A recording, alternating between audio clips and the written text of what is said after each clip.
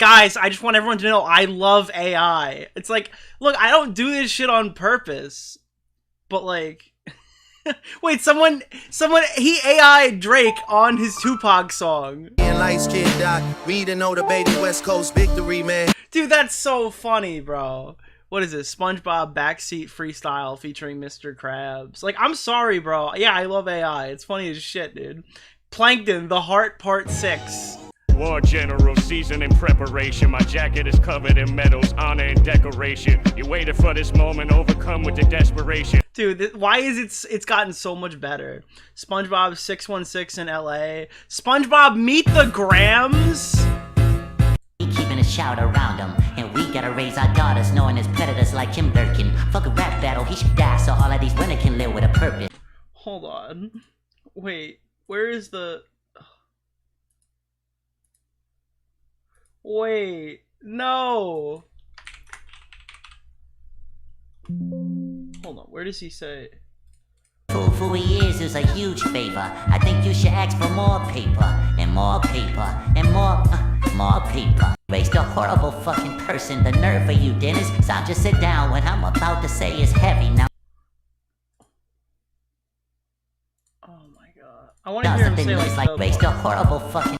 Dude, I mean, it's so funny. It's actually really fucking good. Mr. Krabs' ultimate Denzel Curry cover. What the fuck?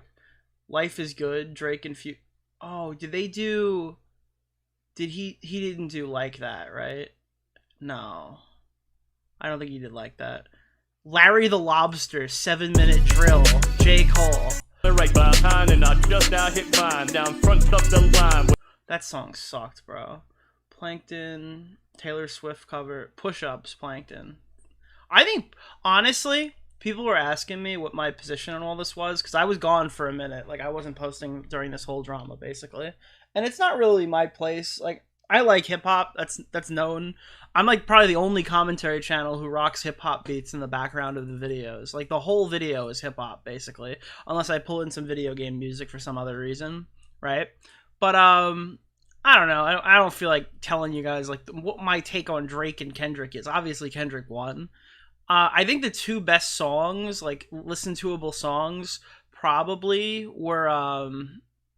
It has to be like, Not Like Me or whatever. The Kendrick one, the most recent Kendrick one, and I still think Push Up slaps. Unironically, I think that Drake's responses to like everyone but Kendrick were really good.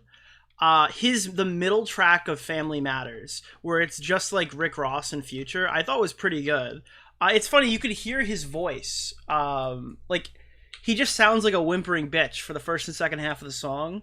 And then, like, in the middle, once he doesn't have to talk about Kendrick anymore, he actually puts out some fucking, some fire. But I think Kendrick, like, 0-5'd him. I don't even know if there were that many songs that he 0-5'd him. This is the only thing I thought that was good from Drake, other than the first song. Yeah. The joke, I take it serious. This was the only good verse I thought that he put out after Push-Ups. If Drake shooters doing TikToks, really shooting in your gang, that's peace, brother. Y'all ain't getting shot. Why the fuck did Drake post the censored version on his own channel? This is why you lose, sir. Doing TikToks, nigga, really shooting in your gang, that's peace, brother. Y'all ain't getting shit shot, nigga. Can't listen to the stick talking falsetto, saving for a hip hop, nigga. You don't even be at home, dog. You a souvenir out the gift shop. Like, I think he clowned Rick Ross. I think he clowned fucking Metro. Metro won off BBL Drizzy, so I don't really include Metro in the statistic. But yeah, I don't know. I think Kendrick whooped the fuck out of Drake. I do think there's something to be said if Drake planted all that shit, like, and that he doesn't actually have a kid, and that fucking, like, Ozempic isn't his, and all that stuff. I think there's something to be said about that, but I'm sorry, dude. Kendrick just, like, turned around and called him a pedophile 15 times, and I don't really know how you rap out of that one. I don't know what you do there. Like, Drake put out his response, and then Millie Bobby Brown started trending because he said that shit without Kendrick even bringing it up. That was, like, fucking hilarious. Smaggle, why are you killing people in chat? Wait, why are you killing people in chat, Smaggle? What's happening? Wait, what the hell's happening, Smaggle? Oh my god, I'm getting shot. It's like the worst Star Wars event right now in Fortnite, by the way. Wow, dude. I love playing Star Wars. My favorite thing about Star Wars is fucking Chewie's blaster. That's what I want to be doing with my time. How will Drake affect Tipster's career? I don't know. AI Tipster hasn't fucking come in on this beef yet. I don't know what everyone's doing. It makes no sense to me. Oh, and by the way, I didn't do like an intro to the stream. I just went on a whole rant about how much I love AI. So let me just say hi to everybody. I don't really have any plans for today. If you want to start adding me now, I'll hold chat in a separate window and I'll start reading it. If you at me, the odds of me reading your question are dramatically increased because I'm looking for that orange shit on my screen to tell me when I'm talking. To whom. You don't have to donate to be AMA'd, though donations are encouraged. I will be reading any post that ats me within reason. I was told prior to firing up the stream that Mutahar will be dropping today, which tells me he's probably rendering it right now, knowing like the Mutahar working system or whatever. I know he's been working on this for a while. I know people who've been helping him out. I know a lot about this project, but I don't know anything about the video. So I might watch that on stream. I'm not opposed to watching it on stream, though I didn't go live with the intention of doing that. More so just chilling, hanging out with everybody. I also wanted to point out that like I spent this morning waking up and fixing that fucking VOD from yesterday because I know people want the iDubbbz VOD, and that's not a person to shoot at. I'm gonna shoot up in the air. Because yesterday we accidentally pulled up what's that bitch's name? Fuck, dude, I hate that woman. Lex Updog. We pulled up her Updog on screen because I guess she does OnlyFans and she plays like obsessed with posting her fucking naked pictures online. We probably wouldn't have gotten hit. People were saying like, no, Nick, you're good. It was censored. I was out of the door anyway. I was done streaming. We were just looking for like anything to talk about at the end. I was fine with dipping there. And to be honest, the clip is really funny. I literally had like a Vosh moment where I'm like, oh, as soon as it went on the screen. So it was pretty fucking funny. But I am doing my best. I'm working overtime to get that fucking content out to you because I don't usually private my streams. I don't make you wait for my re-uploads where I get money for them. I usually leave it unlisted and let you guys watch it. Even if I have to put it down for a little bit for copyright and then I put it back up. Usually you can find the unlisted if you have the link. Like if you were there, you have the ability to go back and rewatch it. Blame Bungie? That's not Bungie's fault. I guess Bungie posted it, but he put it in his video. That's a risk, but I don't know. So here's my take on Big Bungie, because people always ask me about this. I have to be honest, I don't really watch a lot of his content. The stuff that I have watched was really funny. He just makes me nervous because he's one of the few genuinely funny content creators. And like, I don't see a way that this guy succeeds long-term on the platform. Like, I don't mean that as a diss. I'm not like, I respect him. And he does some funny shit, but like, I'm just worried that the direction he takes his channel in isn't going to be compatible with YouTube very long. There are people who've been fucking like J-Stock. J-Stock got banned last week for just posting a video about Darius or whatever, supposedly. I think that's what he told me. And I don't think J-Stock's getting his fucking channel back, which sucks because I actually really like that stream and I like hopping on that show. It's like, I don't know, man. I get nervous about stuff that I do, and I used to be like optics cucked more than I am now. Now I kind of take a few more risks. But I don't know, dude. It's such a weird fucking place to be. YouTube still has a whole system where you're perma-banned forever unless you get like a direct okay from YouTube that you can come back. And it just doesn't make sense to like risk that as a financial thing. If he's got other things going on and stuff like that, good to him. And I wish him as long as he possibly can go. I'm just nervous that it won't be a long-standing thing for him. If you were to choose to, I'm gonna actually go start from the beginning, but he needs to tone down some aspects of it. No, I don't think that. So here's the thing: you can't tone down Big Bungie. Big Bungie is Big Bungie. He's popular because he's telling it the way that he wants to tell it, and he hasn't really sacrificed anything for his channel. And I understand that. And I think he would be funny even if he didn't have that angle. I don't think he's crutching that either. But it's like, you can't tell guys like Big Bungie to shut it down. You know what I mean? You can't tell him to chill. And for better or for worse, it's good in short term, but I fear for him long term. You know? I don't know. Can I say something to you, Nick? I really like you. Why? Let me check out some. Let me start reading some of these. Holy shit, there's a few. You should pull up the Mordecai Weakest Link diss track that he made. Isn't this Nicholas DeOrio guy that like one of those crypto fascist dudes too? The mole posted receipts of everything this morning. Which mole? Are you talking about? Did some of the Keffals leaks come out? I want the Keffals leaks to come out because they're all in my video, and I don't want to be the one who releases them. I'm going to be 100% honest with you. I don't doubt where the stuff is coming from. Can I say something to you, Nick? I really like you. I made a conscious decision a couple of years ago that I think following the I don't know what drama it was, but I want to be the person who reports on the information. Not like I'm a reporter or a journalist, but like I'm not breaking a story for anybody because I'm not doing anybody any fucking favors. If people want to release shit, I'm happily okay with covering it on my channel. This was some shit that I said to Aiko. Remember, we literally went over this with Aiko. Like I'm happy to report on anything that you want. But like I'm not going to be the voice, your mouthpiece. I'm not putting my career on the line to leak shit when I can't possibly vet it, right? I can't pull up your phone and fucking scroll through your shit. I don't know if these screenshots are real. I messaged a few people about it and they advised me not to really do anything either. Not that they thought the leaks were fake, because I don't think the leaks are fake. I just the risk associated with Keffals pulling another troll and giving us like really damning shit would be so high that it would probably benefit her in a way. Like I'm sure if I got trolled and I posted some shit, it wouldn't affect me long term, but what it would do is it would give Keffals leverage over future dramas and stuff like that. So again, I've been talking about leaks that I've had since November of Keffals, and I do think you'll start to see some of those today. And there are some of them that are in my video that this video has been like hell on earth to post because there's so much shit that I want to talk about that's not public, but I need to see what everyone else does first. It's contingent on where we go from here, I guess, if that makes sense.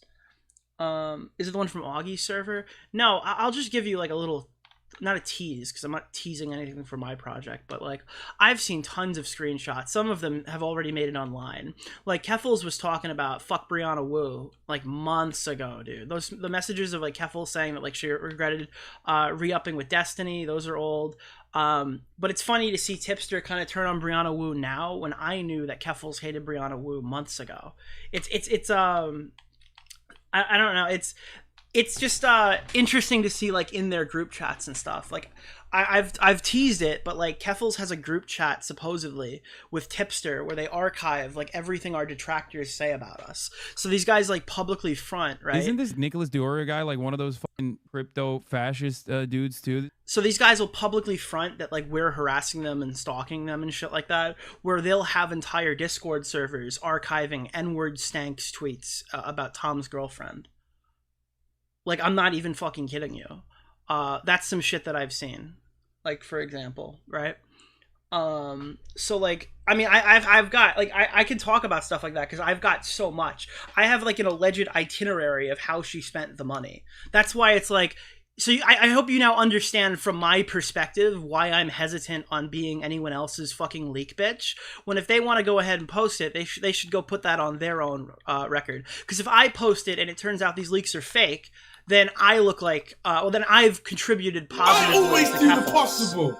Right? Like I have a supposed list of how the money was spent, and I could argue it, right, based off of things she said publicly and things that she's done publicly, but I don't know for a matter of fact. So yeah, that's where I stand on the issue. Interested to see what Muda does with it, because Muda's barrier for evidence is higher than mine, right? Like he usually, yeah, like we were talking with Mama Max, and he's like, I don't like posting shit unless it's like physically in my hand, right? So I trust Muda. Muda's a completely different person than the guy who fucked up the Ethan Klein video in 2020, okay?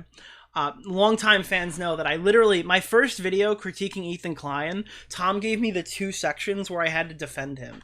Even back in 2020 when everyone hated him, I was tasked with explaining the Mudahar drama, which Ethan was right in, and the the FUPA fund. Notice after I came out and gave like an itinerary of like not itinerary, that's not the right term, but after I popped up and I told everyone how the fucking FUPA fund was spent, everybody stopped talking about that. Like it was no longer an argument. Not like, oh, we got this wrong for 2 fucking years or whatever.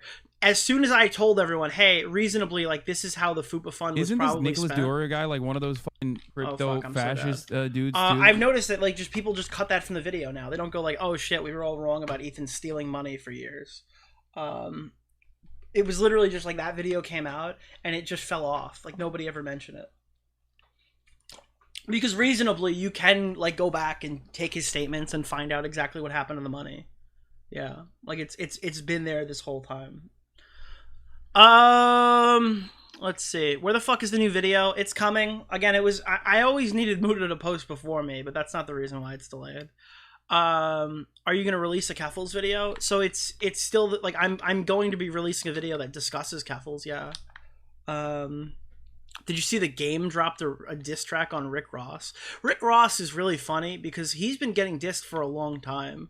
Like, I miss old diss tracks. You want to hear a diss track right now? I'll play this is the first bar of a diss track. I'm not going to play the whole thing. You only really need the first couple minutes. Honestly, this track reminds me of Flamenco. I think I played this song when Flamenco and me were fighting as an intro. Dude, just like the beginning of this is so fire. It's like, I'm waiting for the very first line. It's called So Disrespectful by 50. Bar! Bro! He opened up with, bro, you got molested, then your dad fucking molested you, and like dude, this is insane! And dude, that's not a diss track off of like I'm gonna drop that at night. 50 put that on an album. That was sent on an album. That's an album song. Like, dude, I miss old diss tracks. Yeah, you want to listen to some diss tracks? Listen to Life is on the Line by 50 Cent. It's a bonus track off Get Rich or Die Trying. That's a good one. There's just so many good tracks on that album about, like, Ja Rule and stuff like that. But, like, what? Like, dude, the whole Eminem beef, like, Bully, when he was arguing with Benzino from The Source magazine. This guy dissed a whole magazine, bro. That's like me writing a diss track on Kiwi Farms, and Eminem still won. Oh, fuck. Like, I mean, there's some cool shit back in the day. It's crazy. You know, Obie Trice used to be signed to Shady Records? I almost paid Obie Trice to do a feature for my friend's high school meme rap group. But it was $2,500, and Young Nick did not have the money to get that. We ended up paying Bizarre from D12 $400, and he gave us like 16 bars, so that was cool.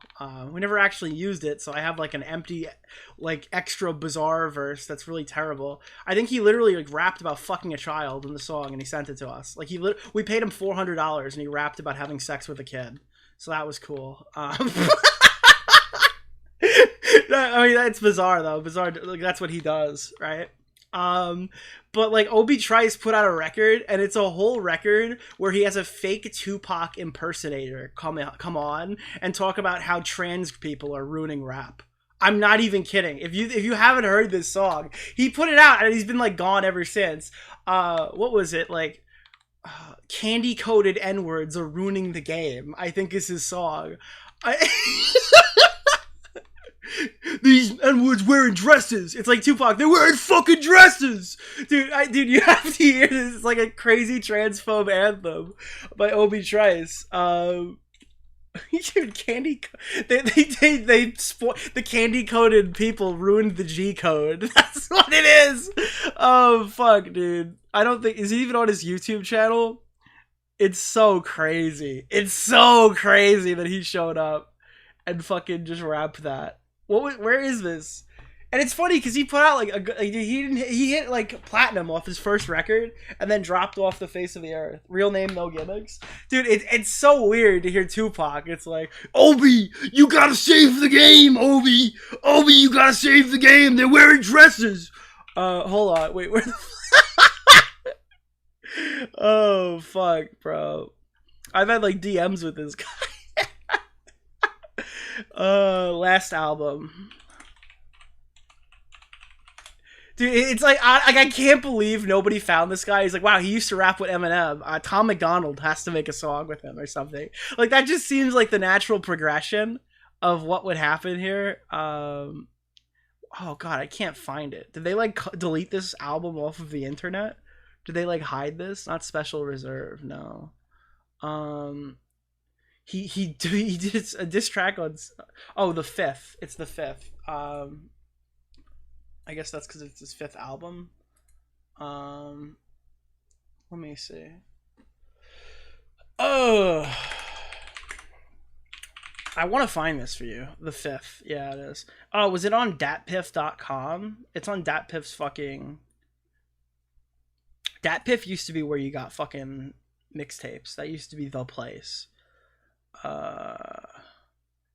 This album is for old heads. Random homophobic rap. Yeah, dude. Truth to Power. That's it. Truth to Power. Hold on. Let me pull this out real fast. This is so weird, bro. This is weirder than when Drake used AI Tupac. This is so fucking weird. I'm sorry. Sure you'd hear with Tom McDonald. Like, it's crazy. It's fucking whack, bro. I love the lyrics to this. I need to pull the lyrics.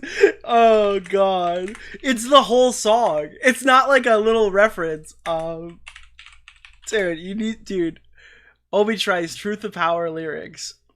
I don't fuck with you. Y'all fake. I don't see the point in your hearts to pulsate. Yeah, you're problematic on social media. Apologetic when greeting you. This is where the culture is leading to. Yellow backs with jeans squeezing their penises. And we're supposed to receive them as rap geniuses. Man, holy Isn't shit. this Nicholas DeOrio guy like holy one of those fuck, crypto dude. fascist This is dudes insane. too? This is insane. Name No Gimmicks from the Eminem album. This is what he's been doing the last 10 years. Not even. This is like this is his most recent thing. I don't think he posted anything after this, but yeah, that's what Obie's been up to if people have been wondering. Let me see. Did you see The Game drop the diss track on Rick? I read that one. Did you start off doing commentary? Oh god, there are people here who actually don't know anything about like old stuff. Yeah, so I don't know, I was a big fan of like H3H3 growing up and stuff because I lived in New York. So like whenever I was in the city, I would like see fucking places where they were in the Vape Nation video and stuff. I was a big fan of like Drama Alert and stuff like that. I was a big watcher of the 2016 stuff. But like I consumed mostly drama content. I would be watching like a little bit of T Martin, a little bit of COD YouTubers, not Allier, but like some of the COD YouTubers and stuff, sniping YouTubers and shit too. But I would consume a ton of drama content. I thought Grade A Under A was like the coolest fucking thing when he first came up, because what he did was so different in comparison to the other YouTubers and stuff. I kind of fell out of commentary with the I'm Alex generation, which is funny because when we got here, we just stomped those people into the ground until they left. That was really what I didn't like Kavos at all. I didn't like Alex. I didn't like Wild Spartans. I didn't like any of those fucking people. I thought they were all like the next generation after the OG generation kind of sucked. So we kind of popped in and just filled that role when we got here, and never really left it. Isn't this Nicholas DeOrio guy like we kind of just came in and replaced those fascist people. Dudes too? Now I like Kavos now. I thought Kavos just like changed my mind during the I'm Alex drama when he came in and fucking pile drived him with the Slazo stuff. That's when I became a fan of Kavos, and I never really deviated from that moving forward. He's not like the number one guy I click on when new videos pop up, but I kind of ate crow there that I was wrong. His videos were pretty fucking good. Watching back, like, he demolished VWQ. The VWQ drama, I was a big fan of Shot from the Point, so I was looking at that through his perspective. And I don't know if you guys know the deep lore on that one. You've probably heard it. People talk about it every so often. But VWQ got, like, he went hip-hop mode. I don't know what the fuck he was thinking. So everyone knows this now because the girl's gone. I think the girl's name was like Tammy Wong or something. Kavos was like dating some girl. And VWQ goes like, "You're fucked, Kavos. Tammy if I'm Wong," at the end of the video, and like doxed his girlfriend. Like, I thought he had like good arguments in the video. It was, if anything, delivered a little bit cringy. but like VWQ just showed up and fucking doxed Kavos' girlfriend as like a fucking flex after making like I to this day I have no idea. When I found that out, my brain imploded. And like I'm happy with like I like VWQ. I'm not like slamming VWQ here. He's one of the people who's responsible for me getting in touch with Ed. And getting that whole situation going. So I'm like forever thankful to VWQ for getting that stuff done, because that's one of my favorite things I've ever done online. But yeah, he absolutely bombed that drama dramatically. Yeah, that was he thought he was Kendrick. Yeah. Any pinball updates? So here's the thing. This is the pinball update. I'm kind of glad I didn't do a channel update yesterday, because I'm doing it now. I'd rather not waste the other fucking 600 people's time. And by the way, please spam chat if Muda drops. I don't know if I'm going to be here when it happens, because I'm getting ready for the hockey game tonight. This was just supposed to be like a little 1 hour, 2 hour gig, but might go a little longer. I'm planning on doing I don't know if it's going to be like an Ultimate Rape review, but I'm going to do a commentary stream, face cam, pinball cam, and DMG glass cam. I will probably buy a Starforge PC with my own money, and replace it. I need my new PC because my old PC is currently in a housing that's on wheels, and I'm replacing it anyway. So like when I have my new PC in here and I'm all situated, the old PC is going to go into my arcade. And from there, I'm going to be able to roll it around and use it for anything that I need. And having a PC set up that can stream and has a capture card built in and all this shit on wheels is actually super fucking useful for what I need it for. Because if I'm moving from pinball to pinball, I'm not stuck stationary on one game when I'm streaming. I could just move the setup briefly over to the next pinball machine, and I could swap my stream from like, say, Jaws to Jurassic Park, or Jaws and Jurassic Park to Stranger Things, and I could then move the whole setup from game to game. And I think that would be like, it would just be me moving the light on the playfield to the left, and then rolling out the camera setup. So it's not like I'm like against buying like a camera or something, because I need a new face cam and I need a new GoPro, obviously, to film the playfield and film myself. But I would also need a PC basically to power it. So when I have my new PC, this one goes downstairs. I'm going to go figure out how to make that whole thing work. And we're going to be doing some streams playing like actual physical pinball instead of Pinball FX. And it's going to be like a normal stream. I got like an ultra wide monitor that I'm going to mount to a rolling setup that I can read chat from. I'll probably use my phone for reading chat realistically though. But reacting to videos and stuff like that can be done through an external monitor. I feel like a phone chat is a lot easier, and using that mobile ability feature or whatever to do that would be ideal. Like if you guys want to see like real fast, I don't know if you know this, like people do this all the time. This is a setup that I've seen plenty of times from other YouTubers. You guys just don't watch pinball channels, so you don't really know it. But it's not just like the companies that do it. I think one of the guys, Jack Danger, I don't know if you've ever heard of Jack Danger? He works for Stern now. He's like a Stern independent. This is what I'm working at. Jack Danger here, coming to you. This is These are timed modes, and you can see on the screen every time he makes a shot, they're fighting on the screen and doing a battle. And there's a health bar at the top. So that's what I want to get done. Camera, DMG backglass, because the DMG can be pulled out with HDMI. And then the pinball camera shows the whole playfield, lights it up so you can see it. Now, I'm going to probably make one long ways and then make it so I can have a window. Instead of artwork, I'll probably have a window so we can react to content. But that's the plan. This is gonna be like an event thing, though. I'm not going to do this all the time because it is kind of a drag. To get everything all set up, but I am interested in trying to do it. We got 3 different games to play, so why not? And it's funny because this guy Jack Danger, who's on screen right now, that's the guy who's rumored to be making Pokemon. He went from being like a live streamer on Twitch.tv to designing pinballs for Stern. So he's rumored to be making Pokemon on the new upgraded hardware at the end of the year, which is super funny. He's like a really good player though. I'm not. You're gonna find out very quickly that I am. I think my top score is like 500 and something million, 570 million on Jaws, 300 and something million on Stranger Things, and I got a 426 million game on Jurassic Park. I am not an adept player by any any means.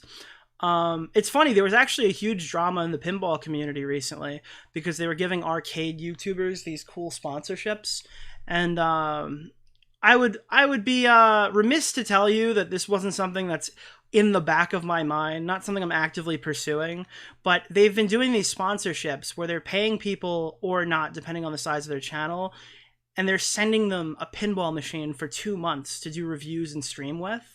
And then they're subbing it out and they set you up for 4 pinball machines. So they bring in a pinball to your house and then you play that for 2 months, you review the unit, or you like just stream with it, right? And then you swap it out and they bring you another one. So I think one of these content creators I was watching got like Foo Fighters in his house, then James Bond and Venom and all this stuff. So there's like this whole interesting sponsorship thing with sperm pinball, dude. No, it's Stern Pinball. That'd be Isn't actually this Nicholas DeOrio guy like one of those fucking if we got picked fascist dudes too? And they're giving these sponsorships out to people who, again, no offense to them, are like half my size. So I think if we could get some stuff going here and do some cool streams, I think this could be a really interesting potential avenue to go to go down. So yeah, I kind of got away from it. How did you start doing commentary? That was the question that started this whole pinball meme session here. So yeah, I was super into commentary. I watched a lot of content creators growing up. I wasn't ever interested in gaming, and then I picked commentary because it was easier or anything like that. No, I was a huge fan of Shot from the Point. I reached out to Tommy. Tommy gave me a opportunity to try out with the team or something like that. And then it's funny. Do you guys remember Get to the Point? So I submitted my application to do Get to the Point, right? And he picked an Asian guy as a fucking ethnicity hire because like we look better if we have an Asian guy. So he picked this guy and he's like, yeah, dude, this was good. Maybe I'll call you back at some point. And then like 8 months later, I'm fucking hammered at a with my whole fraternity at a fucking what is it? At a fucking, oh god, St. Patrick's Day parade. Right, so I'm obliterated at 10 a.m. in the morning, and Tommy's messaging me, and I'm like, oh, dude, there's no way. I've been hoping that this guy called me back about doing commentary with him for, like, months, and this guy is calling me when I'm, like, belligerently drunk at 10 a.m. I'm going to blow this. So I sat there just staring at my phone, trying to, like, trick myself into thinking I was sober, and I was, like, typing as short of sentences as I possibly could that conveyed that I still wanted to do it, and I think I pulled it off, because I don't think he realized I was fucking destroyed, right? But he ended up bringing me on, and we ended up talking about me joining the news team. And he was always talking like, hey, we should bring you onto a stream sometime. But I think it was like at the last second he needed a sub in on his second channel, and we did a stream about Boogie. And if you go back and watch it, one of the most insane things ever is that naturally, just by happenstance, before I met him and years before we become friends, Augie called into that stream. It's the first time I met Augie. It's the first time I streamed with Tommy. And it all happened at once, like in one singular fashion. Like the new commentary community was like created in live fucking, in 4K on Tommy's stream. And then I worked with Tommy for a while as a co-host. He was afraid to kind of bring me into the blood sports stuff, but it ended up being I liked that. I liked being thrown into the fire super early. I made all the mistakes you could possibly make in my first 2 months on YouTube. I think he talked to me in March. I ended up doing my first thing in like August or September, and then by December I was doxxed. I'm not even kidding you. It was that fast. It was like I had like a channel with like 1,000 subs. I called out Nerd City, and Nerd City was on Tommy's stream telling everybody about what a snake I was. Like I had like 10 years of YouTube in like 3 weeks, and it just kept coming. So I got on and I'm like, I'm getting fucking teeth surgery to get my wisdom teeth out or something, and Nerd City is on Tommy's stream calling me like a retard, and my brain was exploding because I just watched all this stuff, and then all of a sudden, like, I'm in it. I'm like actively a participant in this drama. This guy's not calling into Tommy to say Tommy's an asshole. He's calling in to say that I'm an asshole, and this guy's like one of the most fucking, this is the colossal of crazy of 2019 right now. Everyone respects the fuck out of this guy. And he's coming after me because I made a video that got 400 views on a channel with 36 subscribers. So I started streaming a little bit. I was playing Destiny 2 with like Core Master and Tobes and Verse a little bit. From there, I made like IBS related videos, which is how I got doxxed in the first place, by like pissing off Ralph and Zoom and all those guys. And then after that, I tried to hard cut transition into commentary. So I get added into this group chat. It's called the New Commentary Order. And this is a group chat with everybody, all the up and comers, all the active commentators. You got like Leon Lush, Jay Aubrey, before he exploded. You got Tro, who's running the chat. You have like BWC, John Swan, really everyone but me, Augie, and Bo Blacks in the up and coming group, and then like all the established guys like Clown and Nerd City. And I just happened to get added in the day they added Keemstar in, which was the Just Destiny drama, when the group chat was pushed. Can I say something to you, Nick? Where Keem, I really like you. Keem pushed Why? the group chat by telling everyone this guy was like a closeted pedophile, to finding out who he was. And doxing the fuck out of him.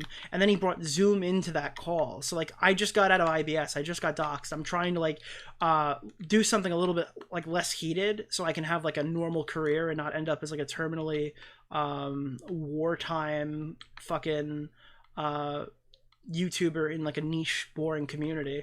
And then all of a sudden that community comes together with the community I'm trying to join, and I ended up getting involved with commentary the day it went to shit, and the group chat was like about to be fucking destroyed. So from me getting doxxed and moving into commentary, like, we're immediately trying to figure out how to tell people that Keem was like doxing this guy for no fucking reason. And then when he found out that the guy wasn't a pedophile, he got mad and like tried to ends justify the means and was going to expose him for being racist. And then they found out he was a black guy, so they couldn't even expose him as being a racist. So then he was sent his fucking dox to a minor, which could have gotten fucking further distributed, who ended up basically selling me the story, because I had to pay him a couple dollars to even get through the door to make the video in the first place, to expose Keem. And then that video ended up in the Content Nuke video in 2020, a year later, that was used to like execute Keem's career. And like, I got shouted out in that. I don't think you understand like how fucking fast I was thrust into this by my own accord, and how like it was insane. It was insane how, like, in a couple of months, I went from making one exposed video on Nerd City to creating a Keemstar video that would get cited in the biggest Keemstar exposed video in history. Oh, man. Yeah, so it was, so, I mean, a lot of people start trying to be gaming YouTubers and they switch. I was trying to do gaming to get into drama. I always wanted to make drama content. There was never any time that I wanted to set out to do anything different. I wanted this the entire time. And that's kind of what makes me unique in comparison to everybody else, because a lot of people settled. This is how they became popular, so they just went with it because it was working. Whereas I'm the exact opposite. I didn't want to do anything else. I wanted to do exactly what I wanted to do every single time. And I could have cut corners, and I could have made videos that just boosted sub growth and stuff like that. But the reality is that my channel, I can upload in 3-month intervals and it won't affect me. I can upload in 5-month intervals, it won't affect me. I can post realistically whatever I want, whenever I want, and it won't affect me. I've built an entire audience of people who want to hear like exactly what I want to show them. I would love nothing more than a check mark. That's probably the only thing I want left, but I never want to be a YouTuber who is exposed to the wider audience, because I think that's where it becomes dangerous. That's where your channel starts to get pushed on the... You have to either go bubblegum pop and do everything the same way. You have to be Sunny V2 or you lose your channel, is kind of what I think. That's my own philosophy on it, is you have to kind of soften up every single thing you're doing and kind of curtail it to a wider audience, or you get deleted. And I never want to be in that position. So yeah, that's how I got involved with commentary. Basically, Tommy C gave me an opportunity, and he's given other people opportunities, and they don't really make the most of it. I think Matt Pitt is the first guy that's come from there in a long while that has taken the instant audience you get from Tommy's channel and tried to do something with it. And for a while, especially before me and Tommy had our falling out, I mean, I have shot from the point in all my artwork and stuff like that, I would always try to feature clips of Tommy, because I mean, without his chance, I don't think I get to stream to 900 people right now. As much as people say like, oh, fuck Tommy sometimes, and there are audiences of people who really don't like him, he has a really devout audience, and they are attached. Whoever Tommy says is cool, those people attach to. And without him, some people don't get that initial push. So yeah, I'm very receptive to that, and I don't pretend that I'm like a self-made YouTuber. I think I've done a lot of stuff on my own, and I think there was a time in Tommy's channel where I definitely advised him to make better decisions, especially towards the end of the IBS stuff. I'm not gonna suck my own dick here, but having Ethan Ralph on to fix that situation was not Tommy's decision; it was mine, and it got him out of so much shit after the Tonka crisis. I think that definitely put him in a good position to succeed after that. So I mean, I gave it back to him in some ways, but yeah, that's how I got up. How's the video coming along? Very good. Progress is very good. I have a few tough decisions to make when it comes for cutting content on to keep it to a certain number of minutes, but I don't think if I cut that content, it's going to be missing for too long. If anything, it's going to be more of a planned version of the Mama Max rollout. If for any instance that there are things that I can't fit in the video that I want to release, you can just expect about a week later, the rest of that stuff will be out. Because I have a second thumbnail already. And that's where my head's at with that. Why do you have 2 ARs? I don't know. When I play Fortnite, I play this game so I don't necessarily have to think. There's no thought process that goes along with it. I'm usually just driving around looking for somebody to shoot. Like it's a really easy back burner game. I could play it looking through my OBS window while I'm reading chat out of the corner of my eye. I obviously don't do that most of the time, but that's why I play Fortnite. If anything, Pinball is a little harder to stream. AI Tipster already dropped. Let me see. I'm not sure if you noticed, but in the BOG... Oh, hold on. I gotta kill this guy. Ooh, oh, he's just gonna fucking own me. I just got fucking raped, dude. Holy shit. Not sure if you noticed, but in BOG, Ian says how they knew Creator Clash 2 lost money when they were doing the celebrations. And he said... And his first video, he calls it successful, yeah. But, yeah. But, that's that. Yeah, I have like the actually I just saw that out of the corner of my eye because I have 2 chat windows open, the old one and the Is new this one. really lolly? I literally have the setup, the Queerly B eye setup, where I can look at chat through one eye and I can play Fortnite through the other. I could deploy my my Queerly B eye setup to do that. Yeah. What is your least favorite superpower? I feel like, dude, it's whichever one the writers are having a tough time adapting into visual formats or video games. There's like, I don't hate Superman, but I hate how people feel boxed in when they use Superman, and like they can't make a movie with a good Superman. He has to be the evil Superman so he can be overpowered, when they can't manage his actual skill set. So yeah, I think anything that makes it hard to watch is my least favorite superpower. She dropped her set right before the allegations. I'm assuming you're talking about Lex.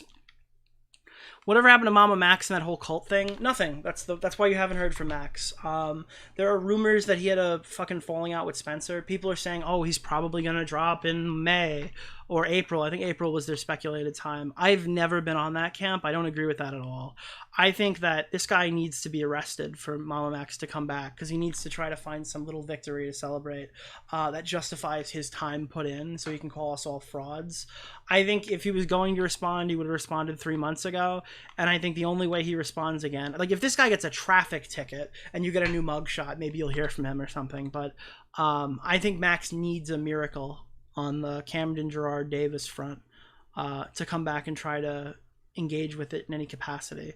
I don't see him formulating any sort of response video without that, if that makes sense. Because he has no, like, what's he going to come back? Just say, we all lied? I don't know. Let's see. How do you deal with the feeling of thinking that you're editing too slow? I don't.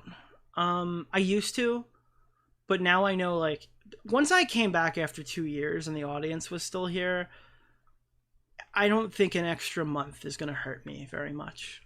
I don't ever want to hold people waiting that long again, and that's never my intention, is to make them wait that long. But I'm not a full-time YouTuber. I have a job. There are other priorities in my life. Right now, unfortunately, someone on the subreddit said, like, the Rangers need to lose so Nick can fucking come back to streaming. Since that guy made that comment, the Rangers have been undefeated in the fucking playoffs since someone said that they needed to get swept to get out.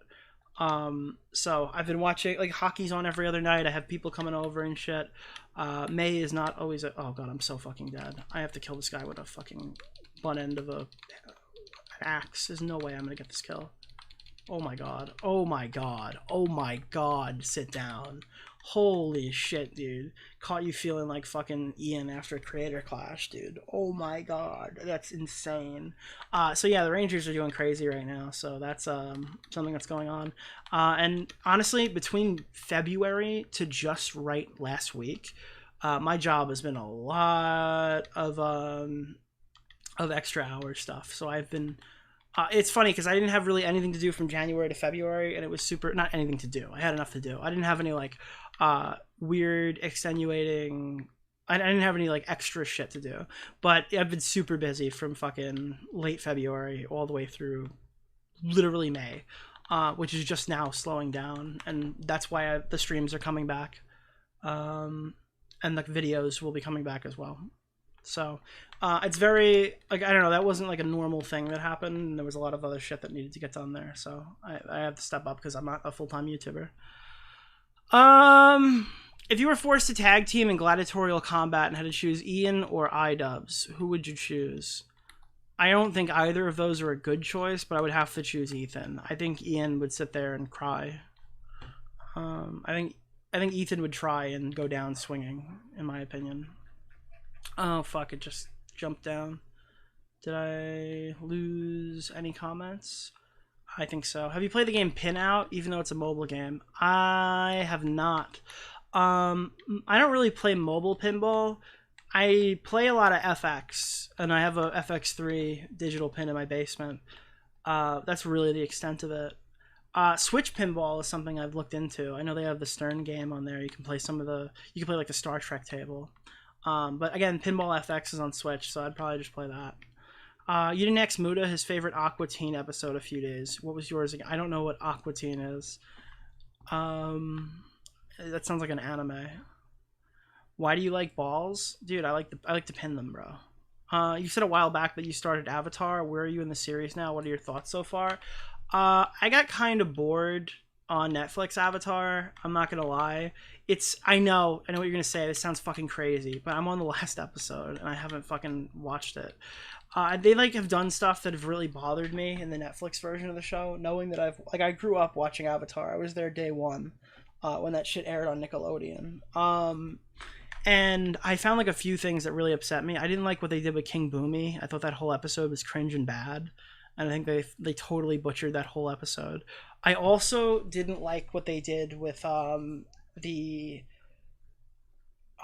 Southern Water Tribe. Is it Southern Water Tribe or Northern Water Tribe? I didn't like what they did with the Master. I forgot his name. I didn't like that whole thing with Katara. I thought that was weird. And it has like the Last of Us problem where it feels like the show is outpacing itself a lot. You know what? There's one other thing that I really hate about this show, and I understand that it's mostly because the first season of Avatar was geared a lot more directly to children than the second two, and this is kind of a version of that. But I don't really like the character of Aang. I don't really like the child actor, and I don't know if that's because I don't like his voice or what. It just feels like every piece of dialogue is, I have to protect these people, and I don't know if I can do it. I have to protect these people, and I don't know if I can do it. I don't know if I'm going to be able to stop the Fire Nation. And it's like, yeah, Aang said that in the first season, but it was like not his only line of dialogue, because the show was longer. And it feels like just when you cut it down, it just sounds like Aang is like, I don't know if I'm going to be able to stop the Fire Nation, over and over and over and over again, to the point where it feels like I'm watching like a sketch.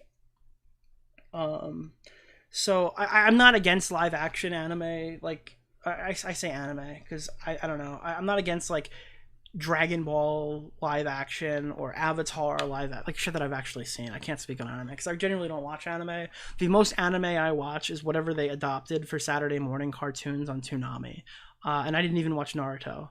So I have a very light anime catalog that I've ever consumed ever, and yeah, the major issue that I have with a lot of that stuff is when I watched it the first time, I was watching like the Americanized version where they heavily censored all the shows and put in rock music instead of original Japanese scores. So like my version of Dragon Ball is on the fucking Falconer score, and some people think that's insane, even though other people think that that's like a really good score. I'm in that camp. Like going back and watching Dragon Ball, the show feels different. It's obviously dubbed better, right? Like the people who like Chris Sabat and what's his name? Like they've obviously gotten way better in their roles since their original dubbing of the show. And their performances are way better the second time, but I just miss listening to that fucking dude. There's one thing I love about Dragon Ball Abridged. It's that they've brought in multiple scores and you get like some of that iconic some of the iconic sounds from the Falconer score that are kind of lost to time. Where is it? Like the Falconer Cell theme is like a really good one. Is this it? Bro! Dude, he was cooking! He was cooking when he made this!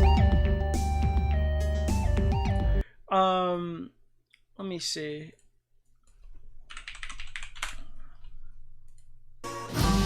Oh, dude, come on! Come on! The fucking bells?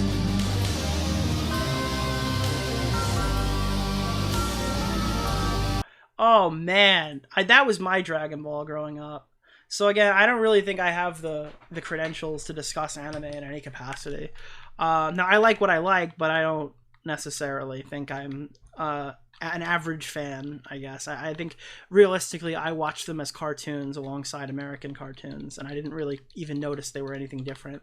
Avatar is like an American anime that's like pulls directly from those Asian roots and stuff like that, but it's like it's an American show, you know what I mean? It was a Nickelodeon show, so it is anime, but it's not. To me, it doesn't really feel the same. Nick, check chat. Tipster is deleting videos. I know. What am I checking? Look at your chat. Tipster's deleting videos. What is that? Yeah, that was this morning. Oh, I knew that. Yeah, he deleted 400,000 views. Dude, you know what's funny is that means Tipster probably wiped out like a ton of his catalog, and for me, that's like deleting 3 videos or like 1 video. Like more recently, that's me deleting like a single video off my channel, but that was probably him wiping out like 60 of them. Yeah. Yeah, it's funny. I mean, I take great pride in knowing that I had something to do with him wiping out his entire fucking legacy and just deleting it off the internet. I mean, it makes me happy. It makes me smile knowing that like I have such power over somebody that I could literally make them leave.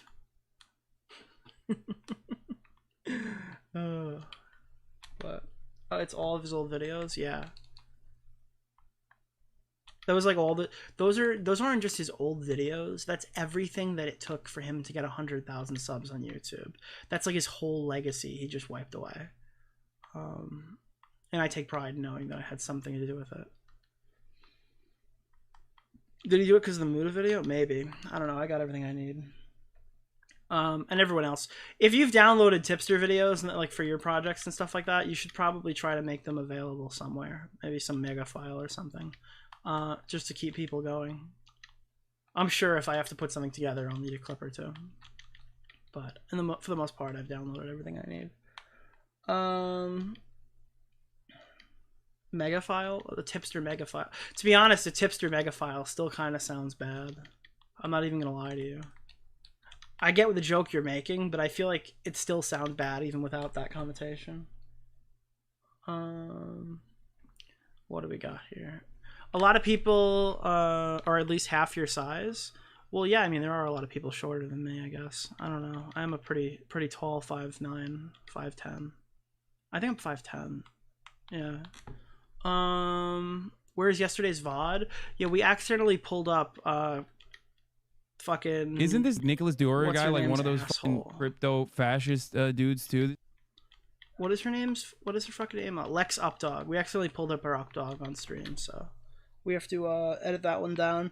I'm gonna be putting that out in 3 parts. I'm probably gonna unprivate the original VOD, and it's gonna just be the 1 hour of intro shit where we talk about like D-Max and King of Nothing, and then the Ian stuff is separated into 2 VODs, so nobody cries saying I watched the whole fucking stream on one thing.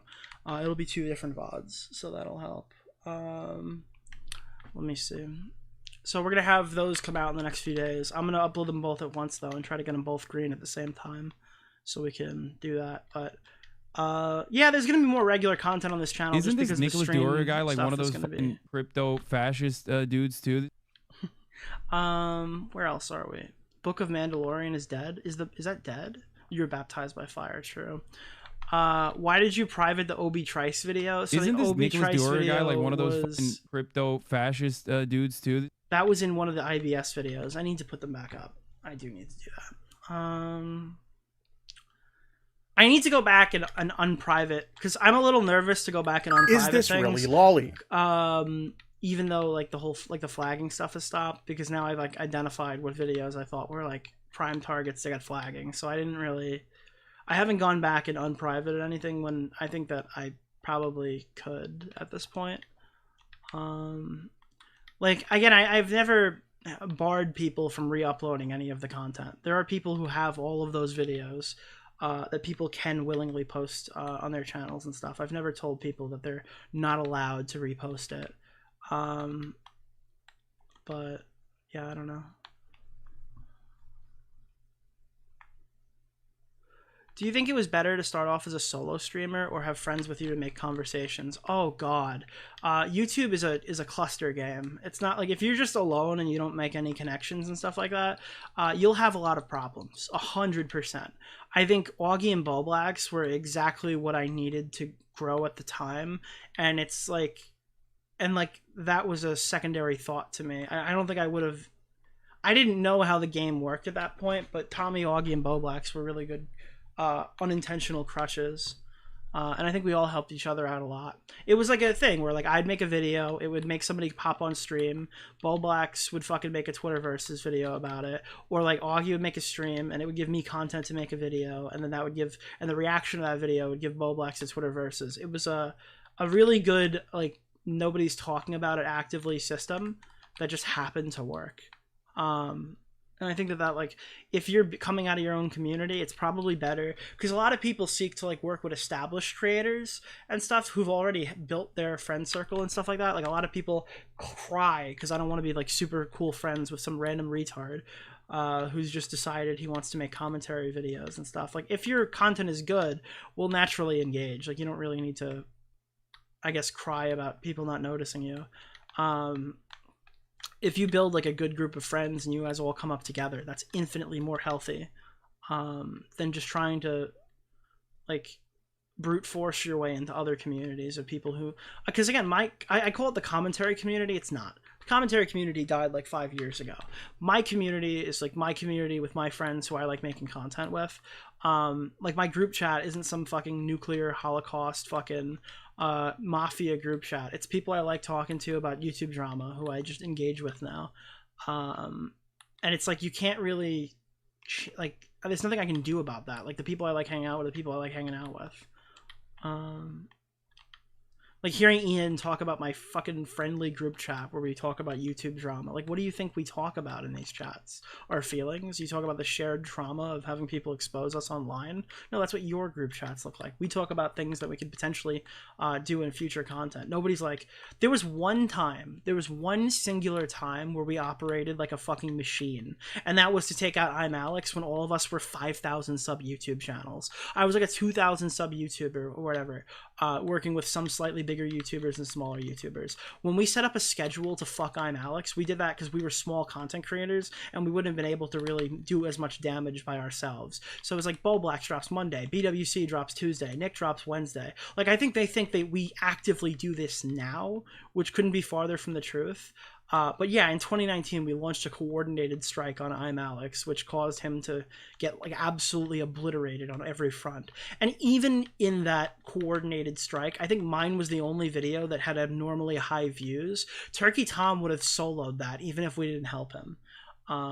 But yeah, that was like one instance of that happening. And I'm very proud of that. I think that was a really cool thing we did back then.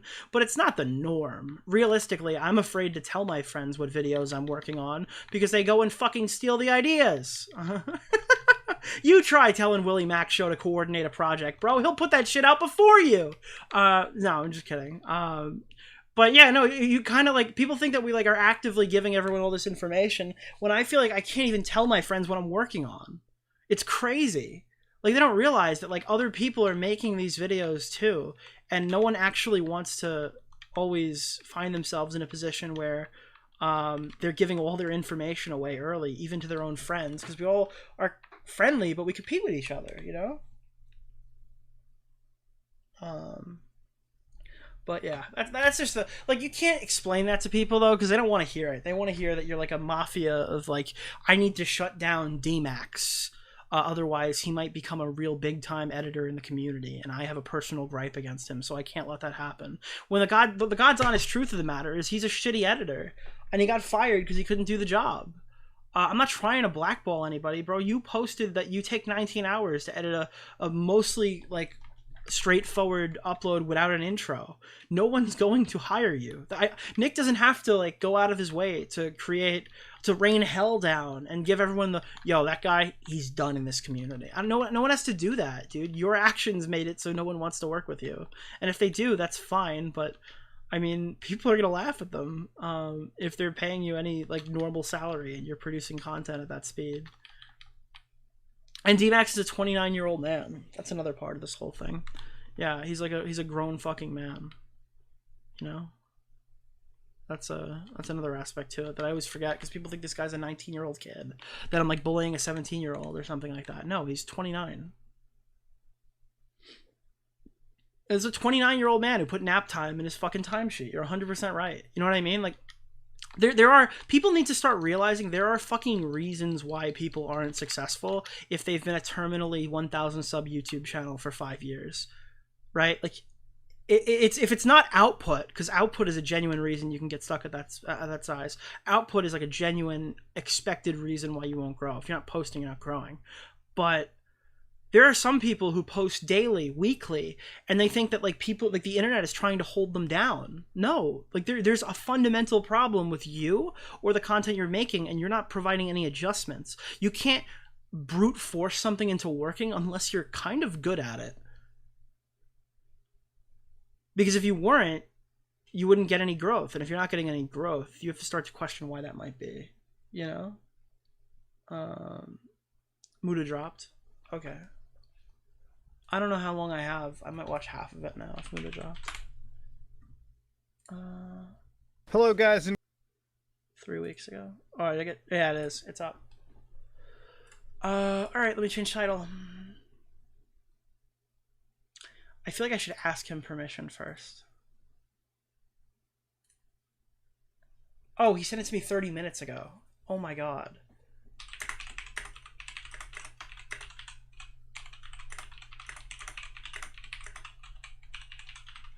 I've had this video for 30 minutes and I didn't get a chance to watch it. Oh fuck. I had no, I literally had it leaked to me early.